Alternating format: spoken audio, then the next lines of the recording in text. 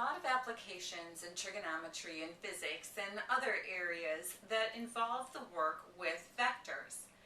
The next couple videos I'm going to do are going to talk about just the basics of vectors to kind of give you a background and a foundation where you might see these vectors in future classes. So first of all, the definition of a vector. A vector is a directed line segment. So directed, it has a specific way that it's going off, and it's a line segment, so it has a specific length. The direction of the vector is measured by an angle, and specifically an angle coming off of the positive x-axis. So we think about the angle that we would do for the direction of the vector, much like our trig angles in standard position that are going up and around. And the length is called the magnitude. So whenever it asks you to find the magnitude of a vector, they're really just asking you to find the length of it. The magnitude is denoted with these double bars around it and whatever name of the vector that you are asked to find the magnitude of. And then to tell you it's a vector entity, it will have an arrow over the top of it, or in a lot of textbooks, it will have boldface. So most of the time when we're writing in our notes, or we're writing on an exam, or I'm writing on the board, I have to put the arrow over it whenever I mean that it's a vector. If they're giving you information in a text and they can boldface it, they can tell you it's a vector that way. But it's really important to keep track and do the correct notation to whether you have an entity that's a vector or an entity that's called a scalar. And a scalar is just a number that operates within the work with the vectors too. So if I have a letter that's not boldface and it doesn't have an arrow over the top and it's a numerical entity, then I have to think of it as a number. If I have it where it's got the arrow over the top or it's boldface, then I know it's a vector. But you have to be really, really careful to keep track of your notation and know what pieces are what. Now, when we draw a vector, we actually have what's called an initial point. So initial point is where the vector starts, and then a terminal point where the vector ends. And a lot of times we call vectors by the names of V and W and those sorts of names, probably because vector starts with the letter V. The one thing that I want you to realize is that in mathematics, we have a lot of symbols that can mean different things, just like we have that with words in English. You've got the same word that means different things, and you know which meaning it's supposed to have by what context it's used in. In mathematics, we have symbols that are used in a lot of different ways, even though they look like the same symbol, and you know which one it's supposed to be by the context that it's in. So, for example, when we're doing interval notation, and I have an open interval, I'll have parenthesis, my start of my interval, comma, my end of my interval, and a parenthesis. And if I'm doing intervals, I know that's an interval of real numbers. But if I'm doing work on a coordinate plane, and I have that parenthesis with the number, comma, the number with a parenthesis, and I'm plotting points, that's an ordered pair that is a point on a plane, and I know to keep them straight by the context that they're used in. Now, the reason I go into this is that we have used this notation that we use for vectors in a different setting in trig as well as in geometry to represent a ray. And with a ray, you have your initial point, but the arrow means that the ray points off in that direction forever, which is totally different than when I have my vector. At that terminal point, that vector stops. This arrow on the end of a vector doesn't mean that it goes in that direction forever. It means that that's just the direction of the vector, so that I know the difference between the vector that would point off that way as opposed to a vector that would point down the other way. And I need these arrows, like especially for force diagrams and things like that, so I know what the forces that are acting on an entity are. So just make sure that you're cognizant of the fact that when I know I have a vector, The arrow of it is just telling me the direction that it's going. It's not saying that it went to get to that terminal point. It's not saying that it continues on. It stops there. It is specifically that long. Now, equivalent vectors have the same length and the same direction. So if I had this exact same vector and I just moved it another one down here and drew it so it had the same length and the same direction, then those two vectors would be considered equivalent. Also, if p sub 1 having the coordinates of x sub 1, y sub 1 is the initial point of a vector, so if this initial point right here was p sub 1 that has the coordinates x sub 1, y sub 1, and p sub 2 that has the coordinates x sub 2, y sub 2 is your terminal point. So you actually have a point there, and that's p sub 2 is x sub 2, y sub 2. Then an equivalent vector, one that has the same length and the same direction, with an initial point at the origin, so I want to put it down where its initial point is coming out of the origin, is the vector, and I just called it v here. It could be whatever vector name you want for whatever application you're doing. So this vector is equal to, now it's got the two coordinates. You got your coordinate here and your coordinate there.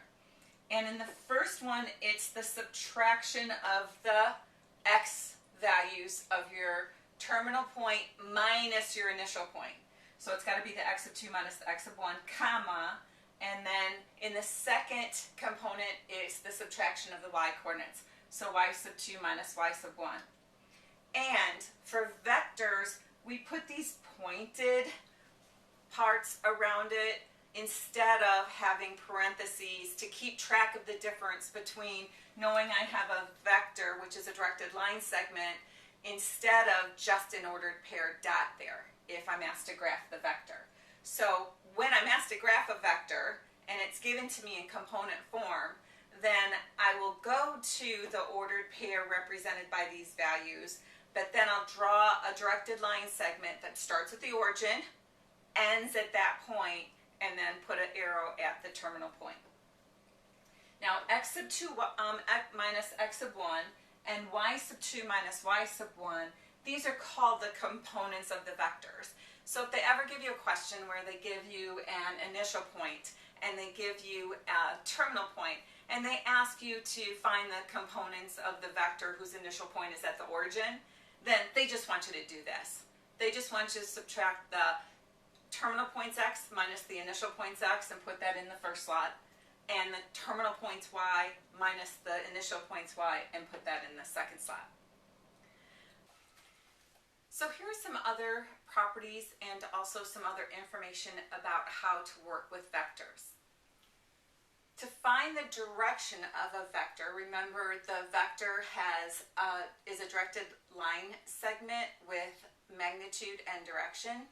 To find the direction of a vector, first you're going to find that reference angle. And you find the reference angle by the tangent of the reference angle is equal to the second component of the vector divided by the first component of the vector and take that absolute value. Now, once you get the reference angle, you look at where that terminal point would take you, what quadrant that would be. So whether the terminal point would be plotted in the first or the second or the third or the fourth quadrants. And then, whichever one it is, your angle theta is the angle with the positive x-axis. So we're going from the positive x-axis up and around. So just think back to your trig angles in standard position. That has its terminal side in the correct quadrant for wherever the vector would have landed from its where its terminal point was.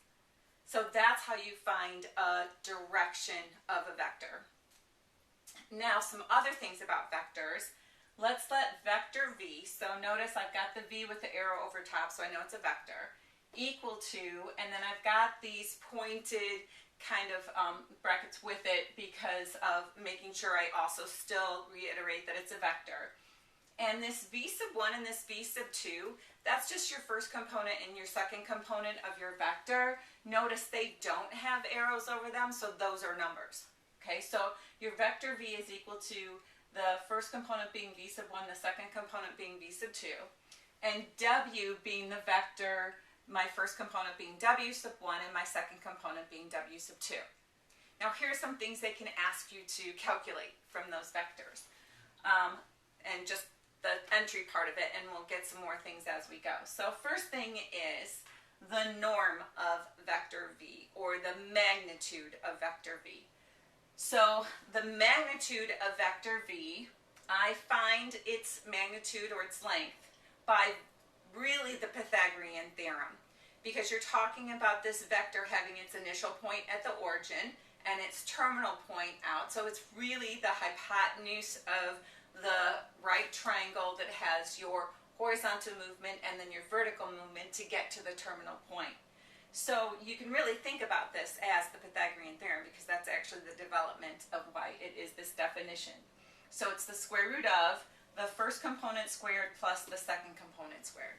And that's your magnitude.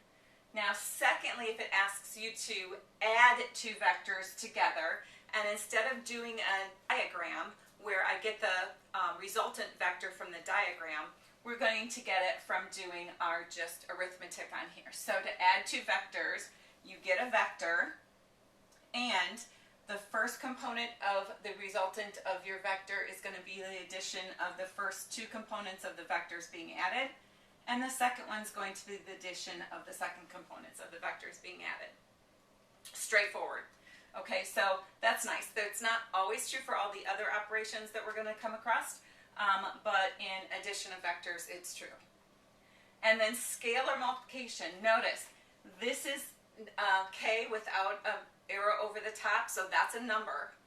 And then this is b with the arrow over top, so that's a vector.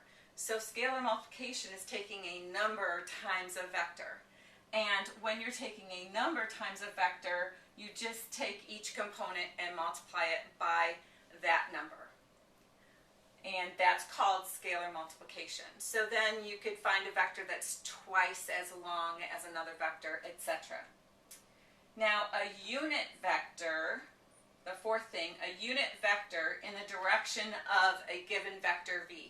So unit means that its length is 1 unit. That's what a unit vector is. Think about when we even talked about the unit circle. The unit circle is a circle whose radius is 1.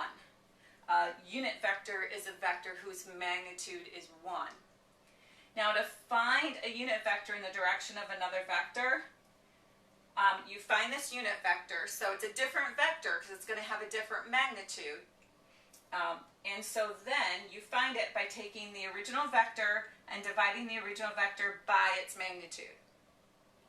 So vector v is a vector, but the magnitude of a vector is actually a number. So I'm taking each component of vector v and dividing it by that number that I got. So when we write it out in its component form for the unit vector, I have the first component of the vector divided by the length of the vector itself, comma, the second component divided by the length. Alright, so let's look at some examples of specific questions that we can apply what we just learned about vectors to. So find the components of vector AB. So this is telling me the initial point's A and the terminal point is B, whose initial point is A and terminal point is B. So it's reiterated here, but you would also get that from the notation. Determine a vector V that is equivalent to that vector and has its initial point at the origin. So first let's do the components. Now when we look at this vector AB, I can look at the components by just naming it maybe small case A for the first component, small case B for the second component. So for the components,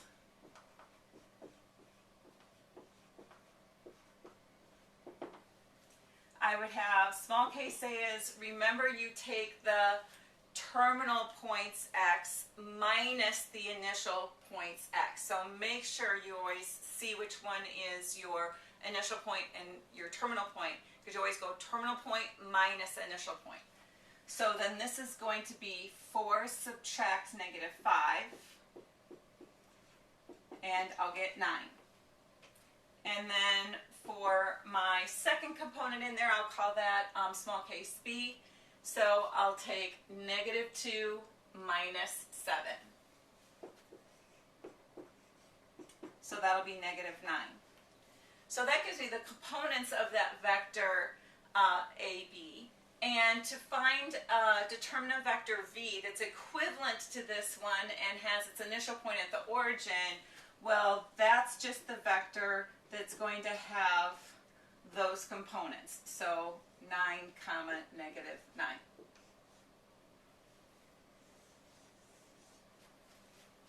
Okay, next up, find the direction and the magnitude of this vector that is 7, -7. So when it's given to you in terms of that notation, they're saying your initial point is at the origin and your terminal point is at 7, -7. So when I think about what this looks like in its picture, I have right 7 and down 7.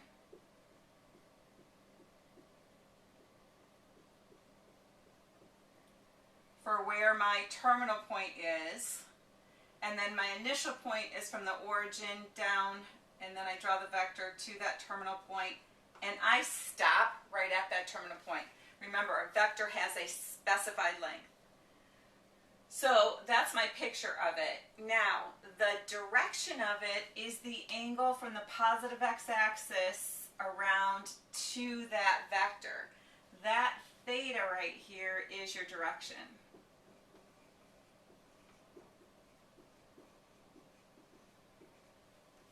So I find that by doing the whatever first for the reference angle. The tangent of the reference angle, theta prime, is the absolute value of the second component divided by the first component. So -7 divided by 7. Well, -7 divided by 7 is -1, but the absolute value of -1 is 1.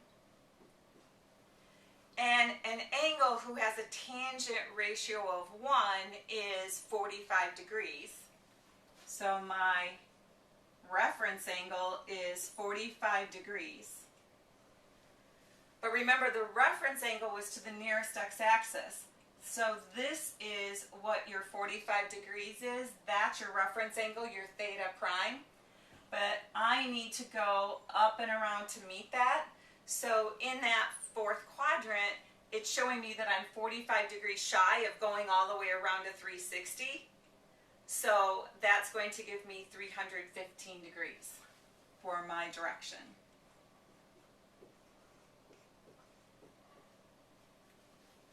So that's my direction. And then the magnitude of it is that double arrow with the name of the vector v, or whatever name it has. So actually, with this notation, since it didn't name it, the magnitude of this vector, 7, -7, we take by doing the square root of 7 squared plus -7 squared. So 7 squared is 49, plus -7 quantity squared is also 49. Now, I want to actually think of that I have 49 plus another 49. That's 2 times 49 underneath the radical, because I want to leave my radical simplified. And if I think about it as 2 times 49 for underneath the radical, I get a 7 that comes out and a 2 that has to stay under. So this is 7 times the square root of 2 for the magnitude. So our direction is 315 degrees, and our magnitude is 7 times the square root of 2. Okay, next says to find a unit vector in the direction of this vector v that's given to me with our components of -4, 3. Well, to find a unit vector in the direction, I just need to find this vector's magnitude, and my unit vector is going to be the vector with these numbers in the numerator in each of the components divided by whatever I get for my magnitude. So the magnitude of this vector v is the square root of -4 squared plus 3 squared. So that magnitude of vector v, well, negative 4 squared is 16, plus 3 squared is 9. That's a square root of 25, and that gives me 5. Sometimes it'll be irrational with radicals, and you'll have to rationalize within each of the components. This one worked out to be just an integer value. So then my unit vector, I call it a different name. I can't call it v because v is this vector, and I'm finding one with a different length than that one. My unit vector in that direction, however, is the vector negative 4/5, 3/5. Let's look at some examples with the scalar multiplication and the addition or subtraction of the vectors. So our first one is to multiply vector w by the scalar negative 2.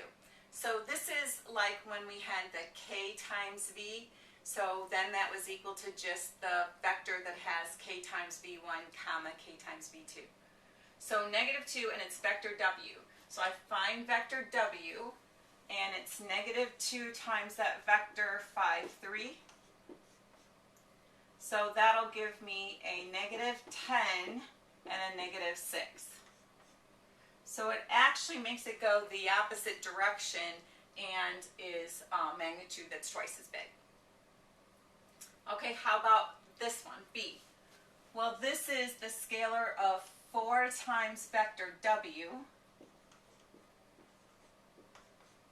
minus 3 times vector v. Now I want to do the scalar multiplication first and then do the addition or subtraction. So you have that order of operations that you want to think of like when we were having the work with real numbers. So this is the vector 20, 12. And then here you have to decide what you're going to do with that negative sign. Now if you leave that negative sign between the vectors and take care of it in the last step, then you're just multiplying 3 to each of those things. If you're going to multiply negative 3 to each of these components, then you need to say that you've already applied the negative through and you're going to put a plus between the vectors. I'm going to bring the minus down, and again, it's personal preference. So I'm going to bring the minus down, so then I'm just going to multiply by the scalar 3.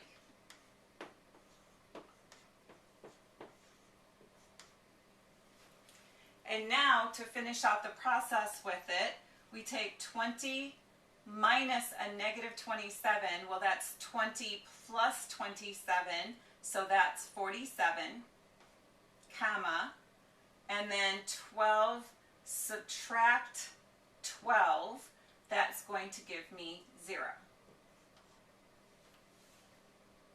Okay, now let's come to the next one. So this is 2v plus w. So I have 2 times the vector v plus the vector w. Scalar multiplication first. So that's negative 18, 8 added to 5, 3. And then add the components. So that's going to give me negative 13, comma, and then 11. And then part D, well, notice part D is just asking you for the magnitude of the vector that we found in part B. So we already found the vector that's in here. If it were different coefficients and or a different operation in here, then what you need to do is you need to find that vector first and do the magnitude of that final vector. But we already found what it was because, again, this is the same that we had here.